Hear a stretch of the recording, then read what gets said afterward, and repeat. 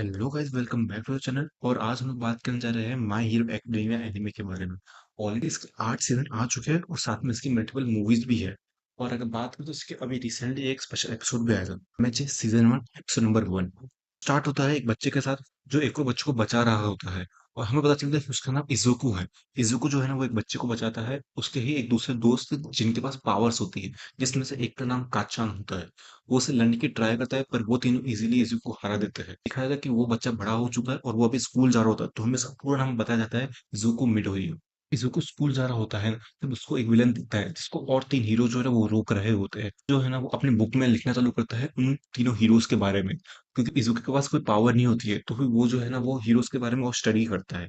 Scene shift होता है और इजुको अपनी इस क्लास में होता है। जो उसके सर होते हैं वो सबसे पूछते हैं कि कौन जो है वो यूएआई में जाना चाहता है। यूएआई जो है ना वो पूरे एमएचए की सबसे बड़ी यूनिवर्सिटी है फॉर हीरोज के लिए, है ना। तो वो देखते हैं, फिर बताते हैं कि वो काचान है। काचान का जो पूरा नाम होता है वो होता है काचान बाकुगो। तो बाकुगो बोलते हैं कि बाकुगो जाना था यूएआई में, तो सब लोग थोड़ा शॉक होते हैं। पर वो बोलता है कि मेरा इजीली आप एडमिशन हो जाएगा। पर बाद में जो उनके सर होते हैं वो बोलते हैं इजुको भी जाना चाहता है। तो सब लोग हंसने लगते हैं क्योंकि इजुको के पास कोई पावर नहीं होती, फिर वो यूएआई में जाना चाहता है। ये चीज सुन के बाकुगो बहुत ज्यादा गुस्सा हो जाता है कि इजुको जैसा एक कमजोर इंसान भी यूएआई में जाना चाहता है, तो इजुको को धमकाते हुए बोलता है कि तू यूएआई में कभी नहीं जा सकता है। सीन शिफ्ट होता है, फिर हम दिखाया था कि एक मॉल के ऐसे एक अजीब सा विलन जा रहा होता है। तभी उस मॉल से एक कमजोर सा इंसान बाहर आता है, से ट्रांसफॉर्म होकर एक सुपर हीरो जैसे एक बन जाता है। और सब लोग बोलते हैं ऑल माइट ऑल माइट। और वो सीन शिफ्ट होता है इजुको पे, जहाँ पे वो अपनी स्कूल में जो उसकी बुक थी जिसको हीरोज के बारे में लिखता था, वो बुक उसके पास होती है। पर तभी बाकुगो आते हैं, उसको अपनी पावर से जला जला देता है और उस बुक को फिर वो बाहर फेंक देता है।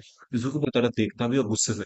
फिर बाकू जो है ना वो बोलता है कि तुम्हें कुछ दिक्कत है, और इजुको डर के मना कर देता है। इज़ुको देखता है कि उसकी बुक जो है ना वो बाहर गिरी हुई होती है और उसको फिश खा रही होती है। तो ये चीज़ देख के इज़ुको को उसका पास्ट याद आता है, जब वो अपनी मॉम को बोलता है कि उसको कोई वीडियो देखनी है। उसकी मॉम जो है ना वो बोलती है कि तुमने ये वीडियो ऑलरेडी बहुत बार देख चुके हैं, मोर देन 1000 टाइम। पर इज़ुको को फिर भी वो वीडियो देखनी होती है। फिर वो वीडियो देखते हैं, उस वीडियो के अंदर जो ऑल माइट होता है ना वो सबको बचा रहा होता है। तो देखिए इज़ुको बहुत ज़्यादा खुश होता है उसको देख के। और आगे का सीन दिखाया जाता है कि इज़ुको डॉक्टर के पास जाता है कि उसकी एक्चुअली पावर है या नहीं है। तो हमें पता चलता है कि इज़ुको के पास कोई पावर ही नहीं है। जिसकी वजह से इज़ुको थोड़ा शॉक हो जाता है और जो डॉक्टर होते हैं वो बोलते हैं कि इसकी कभी पावर जागेगी नहीं, क्योंकि जो सिम्पटम्स होते हैं वो इसके अंदर है ही नहीं। इज़ुको बहुत ज़्यादा दुखी होता है, पर वो अपने रूम में वही वीडियो देख रहा होता है पर रोते हुए। फिर बाद में इज़ुको जो है ना अपनी मॉम से पूछता है क्या वो कभी हीरो बन सकता है? तो इज़ुको की मॉम रोते हुए बोलती है कि नहीं। पर प्रेज़ेंट इज़ुको दिखाया जाता है जो यही सेम चीज़ सोच रहा होता है और बोलता है कि वो चाहता था कि उसकी मॉम उस समय कुछ और बोले, जैसे कि तुम बन सकते हो। पर उसकी मॉम ने अपोज़िट बोला, जिससे इज़ुको बहुत ज़्यादा उदास होता है। इज़ुको जो है ना ये सब कुछ बस सोच ही रहा होता है, पर तभी उसके सामने एक विलन आ जाता है। ये विलन वो सेम विलन होता है जो थोड़ी देर पहले ऑल माइट के सामने आता है।